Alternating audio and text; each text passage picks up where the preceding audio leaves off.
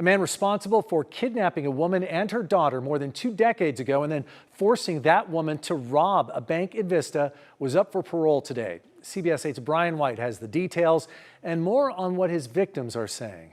I was really actually kind of surprised by it. It was not what I was expecting whatsoever. 49-year-old Christopher Butler was found suitable for parole today after a 6-hour-long meeting. I was surprised, but he did state that he started doing some of the deeper work. Nearly 25 years ago, 3 masked men broke into Michelle's home, one of them Butler, who held her and her 7-year-old daughter Bria at gunpoint.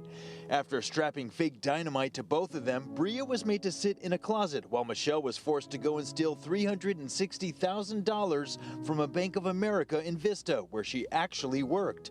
Butler was arrested a week and a half later and has been in custody ever since. Back then, it was just an absolute wrecking ball on my entire life. Really, everything just was just in pieces. During the original trial, Butler accused Michelle of masterminding the whole scheme. When grilled about it today, he admitted, quote, "I didn't want to be sent to prison for the rest of my life, so I worked on a story to incorporate my victims.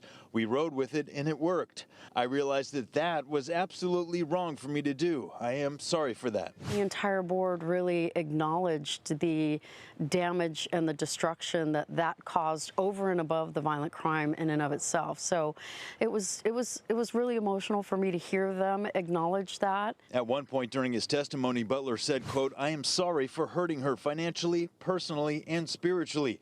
No one deserved it. I am really regretful and remorseful." I asked Michelle if his expression of remorse today was believable. It's hard to know whether or not they're really genuinely feeling these things, believe these things, or is this part of showing up in a certain way to manipulate, to look a certain way. For her, today's hearing was emotional at times, but she says she no longer deals with any PTSD. We've healed so much that we don't relive any of that. We can remember it without reliving it, and that's really such a great sign of really deep healing. The parole board's recommendation will go through several layers of review over the next 5 months before Butler may possibly be released. Brian White, CBS 8.